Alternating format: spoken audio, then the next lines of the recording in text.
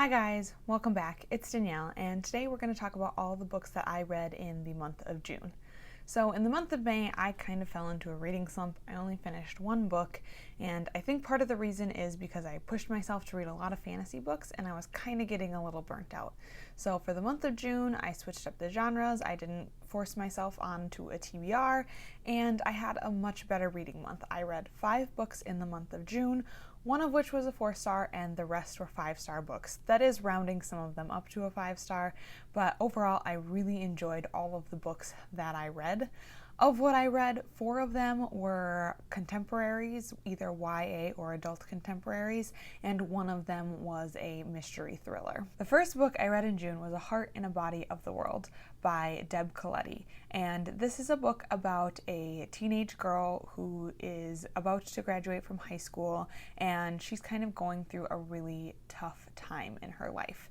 There was a tragedy that happens, and we don't quite know what it is at the beginning, but there is something that happened to her, and she's dealing with all of the emotions and the after effect of it. She's kind of in a tough place mentally, and she doesn't quite know what to do, and so she just starts running one day, and she realizes that she wants to run across the United States, and she doesn't necessarily do much planning for it. She is a runner already, so she kind of has the training background, but she decides that she's just going to run across the United States, and she's going to do so to somewhat prove a point and to somewhat support a cause, but mostly just for her own mental health. Her friends and her family really rally around her.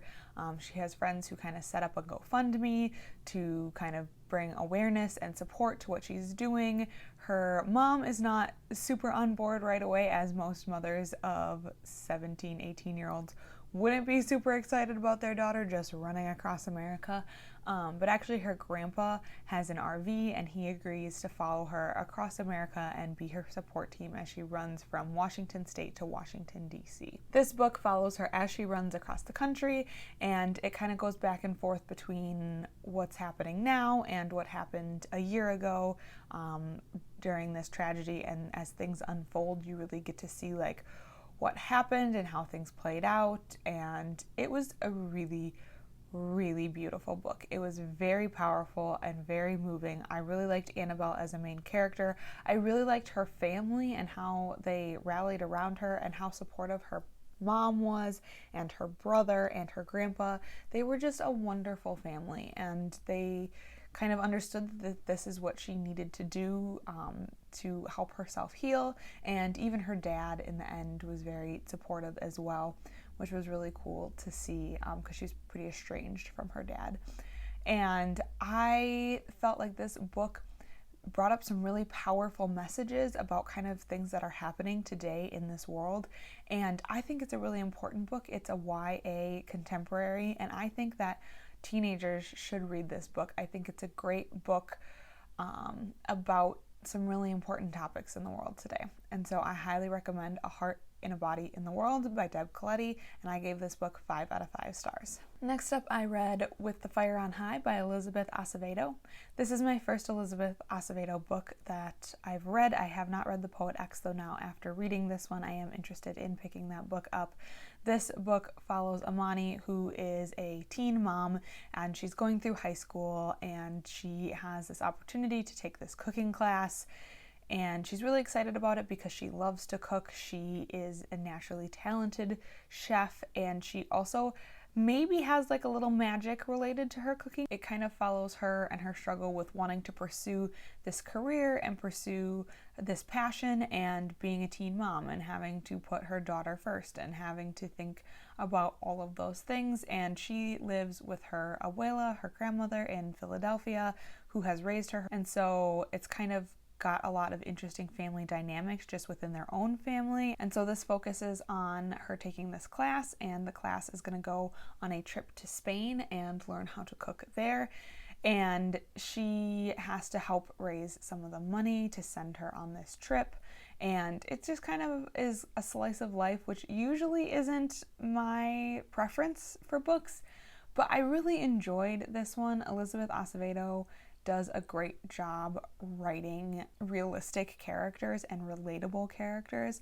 I liked Amani. I liked how she was pretty grounded and understood like what she needed to do to put her daughter first and the sacrifices she was willing to make.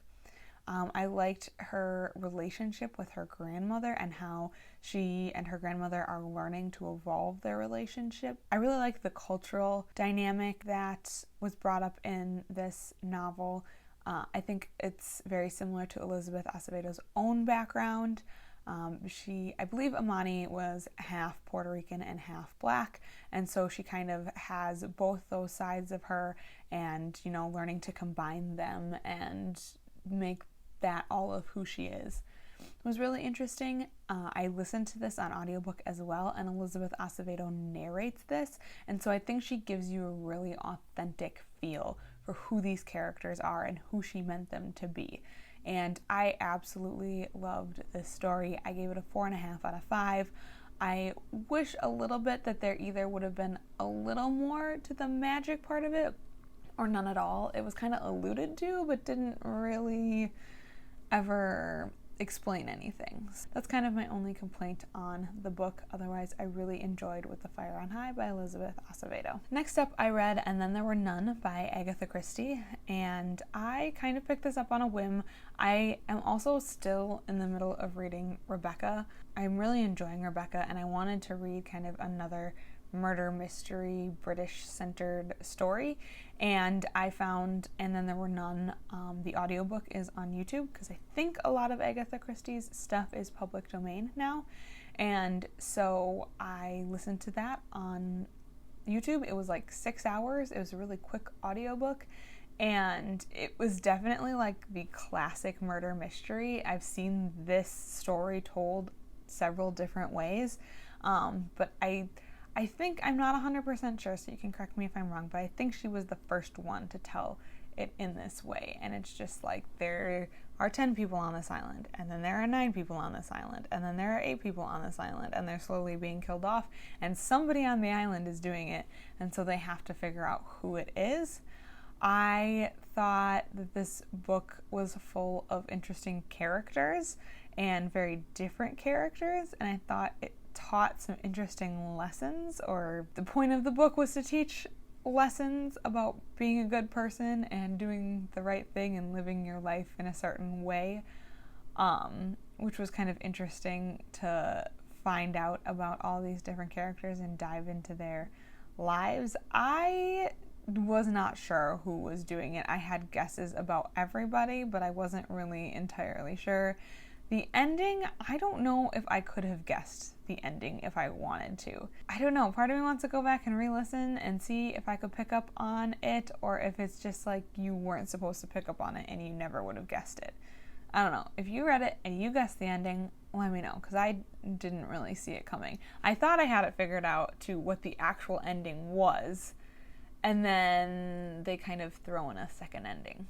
If you've read it, you know what I'm talking about. But I overall liked the book. I thought it was fun reading kind of the origin of the story, and I thought it was well done, and it definitely like made you wonder like who's next, like what's going to happen next. And I listened to it in one sitting and I couldn't stop reading, and I really enjoyed that aspect of it. I think Agatha Christie is a great murder mystery writer, and she definitely nails the aesthetic and the kind of feel of British cozy mystery, and I do love that. Like when you're in the mood for a cozy mystery, she's the perfect person to pick up.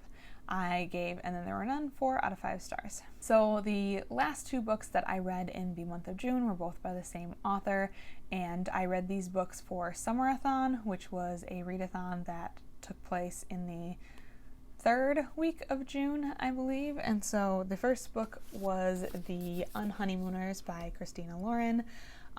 This is Christina Lauren's newest book, and it follows 2 characters who don't like each other but who go on a vacation together. It follows Olive, who is the maid of honor at her sister's wedding, and it follows Ethan, who is the best man. His brother Dane is the groom at the wedding, and the 2 of them are the only 2 who don't eat at the buffet at the wedding dinner, and so they're the only two who don't get this horrible, terrible food poisoning. And because the honeymoon is all paid for and it is all inclusive, and Olive's sister Amy actually won it. She won like everything pertaining to the wedding, including this incredible vacation, and she doesn't want it to go to waste, and neither one wants to let the other one take the vacation, so they agree to go together, and they basically have to agree to pretend to be married in order to like get this vacation, because they can't let the people running the resort know that they're not actually her sister and her husband. And so it's kind of hilarious. It makes sense when you read the book. It kind of sounds like that would never happen type thing, but all the things that happened, even though they're a little far-fetched, like the way they explain them, it makes sense if you read the book. So they end up on this vacation together. They strongly dislike each other. They end up doing a lot of activities together because they somehow run into Olive's new boss and into Ethan's ex-girlfriend, and so they kind of fake being in a relationship together, which I really do love the hate to love trope and the fake dating trope, so this kind of had both of those. This is an adult contemporary. There is definitely some steamy scenes. I really enjoyed this book. I really liked the setting, both in Hawaii, because I want to go to Hawaii really bad, and when they came back, they actually live in Minnesota, which is where I'm from, and so it was kind of fun to see some of those things represented in this book. I really liked our main characters. I thought that they communicated well, and I thought that they represented even though it was like a hate to love, it was a fairly healthy relationship. They talked through their feelings, there was always consent, and it was, even though there was conflict within the relationship, they respected each other and resolved it eventually. I thought it was a really fun, quick, easy read, and I definitely recommend it. So for summerathon, this fit the prompts: a beachy read, a book that takes place during a vacation, and to drink it while drinking your favorite summer drink. I got some slushies and drank them while reading this book. I gave the Unhoneymooners by Christina Lauren 4.5 out of 5 stars. So then the last book that I read in the month of June, and the second book that I read for summerathon, was Josh and Hazel's Guide to Not Dating, also by Christina Lauren.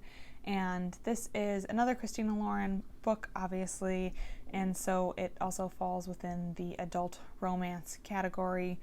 And this is about Josh and Hazel, who have known each other since college and have kind of had some hilarious run-ins, and Hazel has made herself entirely undateable in front of Josh several times, and now they are both adults and they have run into each other again, and Hazel has decided that Josh is going to be her new best friend.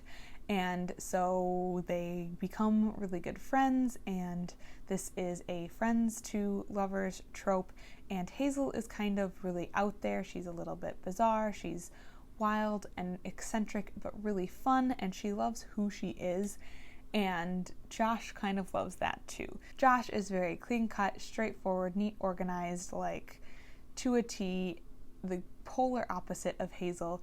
But I think that's just what makes them so fun as a couple, is that they balance each other. He brings some stability to her life, and she brings some wild and fun to his life. And so in this book, they end up being roommates for several months because Hazel's apartment floods.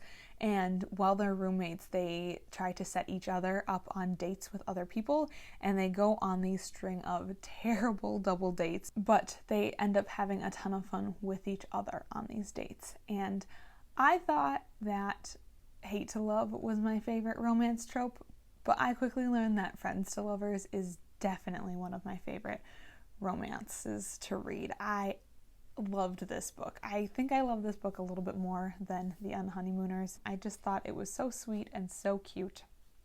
My only other qualm with this book is the bit at the end I wish would have gone on longer. There is kind of a plot point at the end that feels a little rushed, and I wish that we would have taken a little bit more time. Like, I wish it would have happened sooner and we would have seen more of it and kind of seen them work through it a little bit more. I really liked how this book ended, and especially the epilogue was really cute. It took me a while, though, to figure out exactly when the epilogue was happening, which I think was purposeful, but I was a little confused when I read the epilogue. Overall, I really enjoyed this story. I gave Josh and Hazel's Guide to Not Dating 4.75 out of 5 stars. And this book fit the sunrise colors on the cover prompt, and it also fits the book set in summer prompt. It kind of takes place throughout the year, but a good chunk of it is in the summertime, so I think it fits. And the only challenge that I did not finish for either of these was book with food on the cover. So overall, I had a great summerathon. I really enjoyed reading some more contemporary, light, fluffy reads. It definitely got me back in the mood to read, and I really enjoyed both of these books. So that is what I read in the month of June. Let me know what you guys read down below. If June was a good reading month for you, or if it was a not so great reading month for you, let me know. I definitely read way different books than I usually read. It got me out of my slump, and so I'm really grateful for that. I found a whole new genre of books, or rediscovered a genre of books that I love that I kind of had forgotten about. So I read some hard-hitting contemporaries, some light and fluffy contemporaries, and a murder mystery. So it was a lot of fun this month. If you've read any of the books that I read this month, let me know down below, and I will talk to you guys soon in another video. Bye!